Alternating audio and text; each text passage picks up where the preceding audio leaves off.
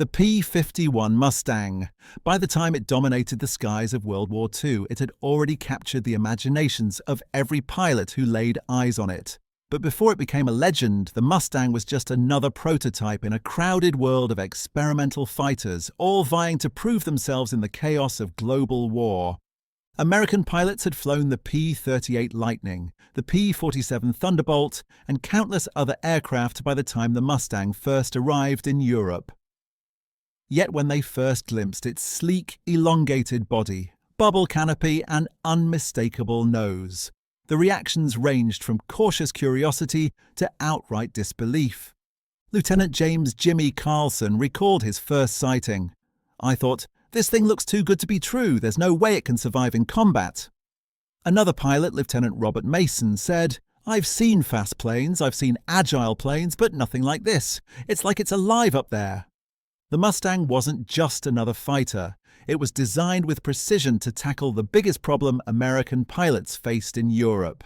Long-range bomber escort previous fighters couldn't make it deep into German territory without running out of fuel, leaving bombers vulnerable to Luftwaffe attacks. The P-51 changed everything. The first missions were small and cautious. Pilots flew over France and Belgium, testing the aircraft in combat. Early encounters with enemy planes revealed the Mustang's true potential. During one encounter, a squadron of Messerschmitt Bf-109s attempted to intercept American bombers. The Mustang pilots, still getting used to the plane, dived and weaved through the clouds, surprising both themselves and the enemy. One pilot shouted over the radio, "It's like we've got wings of steel, nothing can touch us." Others marveled at how responsive the Mustang was. Rolls-Royce's Merlin engine, combined with the innovative laminar flow wing, allowed the aircraft to climb faster, turn tighter, and maintain speed where other planes would falter. Beyond speed and agility, the Mustang was equipped with a deadly armament, 6.50 caliber machine guns, capable of cutting enemy aircraft apart before they could even get close. Pilots recalled the first time they engaged FW-190s. One veteran remembered, "We opened fire and it was like cutting through butter. The enemy didn't even have time to react before they were out of the fight." But the true test of the P-51 came during full-scale bomber escort missions. Flying over heavily defended German cities, American pilots were responsible for protecting dozens of B-17 and B-24 from waves of enemy fighters. The Mustang made that possible. Pilots described the first missions as a revelation. "We could actually engage the enemy, push them back, and get our bombers through safely," one said. "It felt like we finally had the advantage." The psychological impact was just as important as the technical one. Pilots who had been hesitant about engaging the Luftwaffe suddenly felt a surge of confidence. The Mustang wasn't just a plane, it was a symbol that America could dominate the air war and that the Allies had the tools to finally take the fight deep into Germany. During the first major escort mission over Berlin, chaos erupted as waves of enemy fighters attacked. Pilots remembered the sky as a blur of movement, tracer fire, and evasive maneuvers, yet the Mustangs remained unflinching. One pilot recalled the scene vividly. "It was like the Mustang had a mind of its own. You dive, it dives. You turn, it turns. You feel invincible." The Mustang quickly earned a reputation for being able to survive encounters that would have destroyed other aircraft. Enemy pilots, noticing the sudden shift in American aerial dominance, began to fear these sleek fighters. American pilots reported stories of Messerschmitts attempting desperate maneuvers, only to be outmatched at every turn. And so by the end of the first few weeks in combat, the Mustang had cemented its place in history. Pilots spoke of it not just as a machine, but as a trusted partner, a reliable companion in the deadliest skies of the war. Their excitement, awe, and admiration were evident in every radio transmission and journal entry. As the Mustang continued to prove itself in the skies, pilots began to anticipate missions with a sense of confidence they had never felt before. Every sortie became an opportunity to test the limits of the plane, to push themselves and their aircraft to new heights. And with every engagement, the Mustang's legend grew. As the Mustang became more common in European skies, American pilots faced some of the toughest missions of the war. Flying deep into enemy territory, they encountered well-trained Luftwaffe pilots, formidable aircraft like the Focke-Wulf 190 and Messerschmitt Bf 109, and skies filled with anti-aircraft fire. Every mission was a test of skill, courage, and the plane itself. Lieutenant Robert Mason recalled his first real dogfight. "I was chasing a Bf 109 thinking I had the advantage, and suddenly it turned on me. But the Mustang, it just held steady. I pulled up, we both rolled, and suddenly I was on his tail. The plane responded perfectly, like it knew exactly what I wanted to do before I even thought it." The agility of the Mustang amazed pilots time and again. Its laminar flow wing allowed for tighter turns and faster dives, giving American pilots the ability to outmaneuver almost any German fighter pilots described it as a machine that made them feel invincible, even when faced with overwhelming odds. "You can dive, climb, twist, turn. Whatever the situation, the Mustang lets you react instantly," said Lieutenant James Carlson. One of the most famous encounters came during a mission over northern Germany. A squadron of Mustangs was escorting bombers when they were intercepted by a large formation of FW-190s. The Mustangs engaged immediately, weaving through the clouds and trading fire. Pilots later recounted the chaos: tracer bullets flying past, enemy planes spiraling in smoke, and the deafening roar of engines. "It was like being in a hurricane of steel and fire," one pilot wrote in his journal, "but the Mustang never faltered. It was steady, fast, and deadly. I'd never flown anything like it." The Mustang wasn't just about speed or maneuverability, it also had the endurance that American pilots desperately needed. Where other fighters had to turn back before reaching their target, the Mustang could escort bombers all the way to Berlin and back. This extended range allowed American bombers to operate much deeper in enemy territory, dramatically increasing the effectiveness of the Allied air campaign. During these missions, pilots also discovered the Mustang's unique ability to handle extreme altitudes. Climbing above 30,000 feet was no longer a struggle, and the plane could maintain maneuverability even in thin air. "Flying at those heights used to be nerve-wracking," said one veteran. But the Mustang handled it like it was nothing. You felt like you could chase anything, anywhere. Not every encounter was without danger. Anti-aircraft fire, mechanical failures, and sheer numbers of enemy planes made every sortie deadly. But the Mustang gave pilots confidence they had never felt before. Lieutenant Mason remembered a mission where he and his squadron faced twice their number in enemy fighters. "I thought we were done for, but the Mustang gave us the edge. We came out ahead. I don't know how, but the plane made it possible." Stories of bravery and quick thinking spread quickly among the squadrons. Pilots would talk about narrow escapes, daring maneuvers, and incredible shots that would never have been possible in any other aircraft, one recalled. "I saw an FW-190 diving on a bomber. I rolled under him, came up behind him, and fired. He didn't even know I was there." The Mustang made it easy, almost too easy. The Mustang also inspired new tactics in the air. Pilots learned to exploit its strengths: high speed in dives, tight turning capability, and superior climb rate. Squadrons developed formations and strategies that maximized the plane's effectiveness, allowing smaller groups of Mustangs to take on much larger formations of enemy fighters.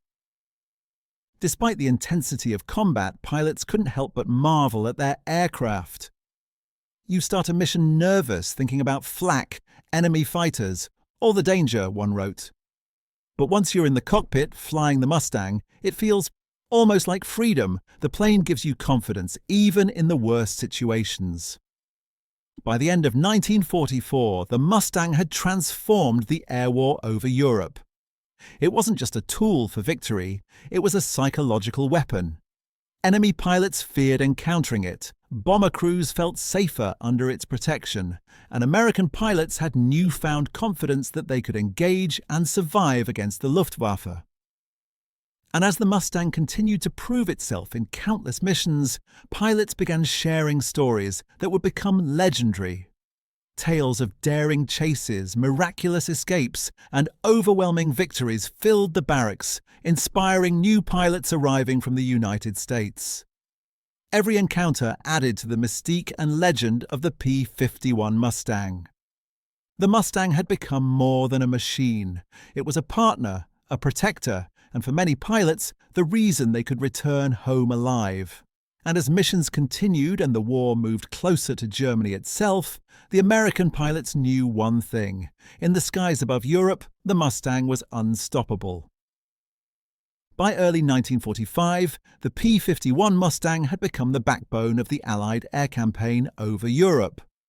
With German industry struggling and fuel shortages limiting Luftwaffe operations, the Mustang dominated the skies.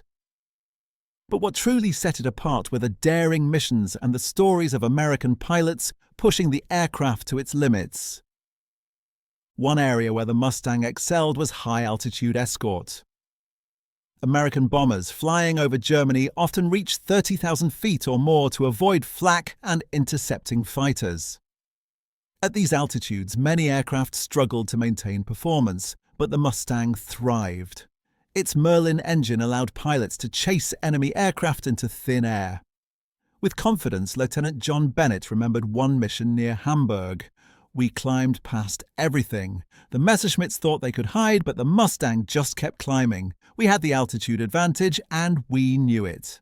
The P-51 also became famous for its ability to engage enemy aircraft in long-range missions. German pilots had hoped that American fighters couldn't follow bombers into the heart of Germany, but the Mustang's extended fuel tanks and efficient design changed that pilots could accompany bombers from England all the way to Berlin and back, a round trip of hundreds of miles, while engaging enemy fighters along the way. This capability not only reduced bomber losses but also gave American pilots a sense of dominance that had been impossible before. During the spring of 1945, some of the most intense dogfights took place against the Messerschmitt Me-262, the first operational jet fighter. While the Me-262 had superior speed, the P-51 Mustang had advantages in maneuverability at lower altitudes and could anticipate jet attack patterns. Pilots quickly learned that by flying in groups and coordinating their attacks, Mustangs could intercept jets as they were taking off or landing, a tactic that proved deadly. One pilot wrote, "The Me-262 could outrun us, but it couldn't outthink us. Timing and teamwork made all the difference." Another critical role the Mustang played was ground attack missions. Some P-51s were outfitted with bombs and rockets, turning the aircraft into a formidable fighter bomber. Pilots flew low over enemy supply lines, railways, and troop concentrations, striking targets with precision. Lieutenant David Harris described one mission over a German supply depot. Flying low was terrifying, the flak, the small arms fire, but the Mustang held steady. I could feel the power in my hands, and the bombs hit exactly where we aimed. American pilots also observed the psychological impact of the Mustang on both friend and foe. Allied bomber crews reported feeling significantly safer under Mustang escort, while Luftwaffe pilots began to fear encounters with the aircraft. Stories circulated of entire German fighter formations retreating at the sight of approaching Mustangs. One pilot recounted laughing over the radio. "We didn't have to fight half the time, they just broke off and ran when they saw our Mustangs coming." The P-51's versatility and reliability earned it a legendary reputation not just in combat, but among the pilots themselves. Veteran pilot Lieutenant Carl Stevens recalled, "I've flown a lot of planes, but the Mustang is the one you trust with your life. You can push it, twist it, dive it, climb it. It always responds. It's a fighter and a friend." Late in the war, the Mustang also played a key role in intercepting V-1 flying bombs launched at London.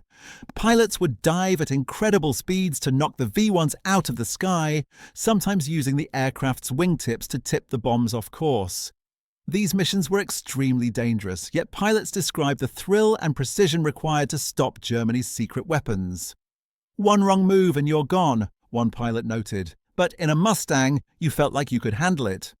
The final months of the war also saw Mustangs participating in liberation operations, helping to clear skies and provide close air support for advancing Allied ground forces. Pilots flew over Dutch cities, Belgian towns, and German industrial centres, ensuring that enemy resistance could not regroup. They witnessed firsthand the destruction left by retreating forces, but also saw the Mustang's ability to dominate in every scenario, whether high above the clouds or low over the fields. By the time victory in Europe was declared, the Mustang had cemented its place in aviation history. American pilots reflected on the aircraft not just as a machine of war, but as a symbol of technological innovation, courage, and perseverance. One pilot wrote in his memoir, "The Mustang wasn't just a plane, it was the edge we needed, the confidence we carried, and in many ways the reason we could bring the war to an end." The stories of the P-51 Mustang continue to inspire future generations of aviators. From its first missions in 1942 to the final dogfights over Europe in 1945, it had proven itself in every way imaginable. Pilots who flew it, lived it, and trusted it knew that it was not just the plane's speed, guns, or maneuverability that made it great. It was the combination of all of these, paired with the skill and courage of the men who flew it. As the war came to a close in Europe, the P-51 Mustang had firmly earned its place among the most iconic aircraft of World War II. Its impact was undeniable, not only for its technical brilliance, but for the pilots who trusted it with their lives every time they climbed into the cockpit. Many pilots reflected on how the Mustang had changed the very nature of aerial warfare. Lieutenant Robert Mason wrote, "Flying the Mustang made you feel like you had a chance. Even against overwhelming odds, it wasn't just a plane. It was the difference between life and death up there." Others echoed this sentiment, describing how the Mustang's speed, maneuverability, and firepower gave them confidence they had never known in other aircraft. The Mustang wasn't just effective in dogfights. Its long-range capabilities allowed American forces to escort bombers deep into enemy territory, striking at the heart of the Reich and reducing the effectiveness of the Luftwaffe. It also served in ground attack missions, intercepting V-1 rockets and supporting advancing Allied troops. In every role, the Mustang excelled. Comparisons with other iconic aircraft of the era only reinforced its reputation. While the P-47 Thunderbolt and P-38 Lightning were both excellent in their own right, neither could combine the speed, range, agility, and lethal armament of the Mustang. German jets like the Me-262 were formidable in speed, but could not match the Mustang's versatility at operational altitudes, nor could they compete with the coordinated tactics of American Mustang squadrons. For many pilots, the Mustang became more than just a tool of war. It was a symbol of hope, ingenuity, and perseverance. Veterans often spoke of the sense of invincibility it gave them in combat. Lieutenant James Carlson summed it up. "You feel like you could take on the world in this plane. It listens, it performs, it protects, and when you finally land after a mission, you realize how much it's done for you." Even after the war ended, the Mustang's legacy endured. Surviving aircraft became testbeds, training planes, and eventually warbirds admired by generations of aviation enthusiasts. Museums around the world showcase the P-51 as a testament to its engineering excellence and historical significance. Pilots who once flew it shared their stories, ensuring that the bravery, skill, and experiences of those airmen would never be forgotten. In the end, the story of the P-51 Mustang is not just a story about a plane.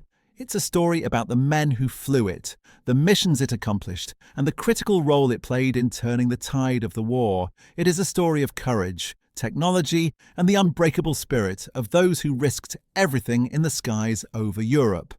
If you've enjoyed learning about the P-51 Mustang and the brave American pilots who flew it, make sure you hit that like button, share this video with friends, and subscribe for more incredible World War II stories.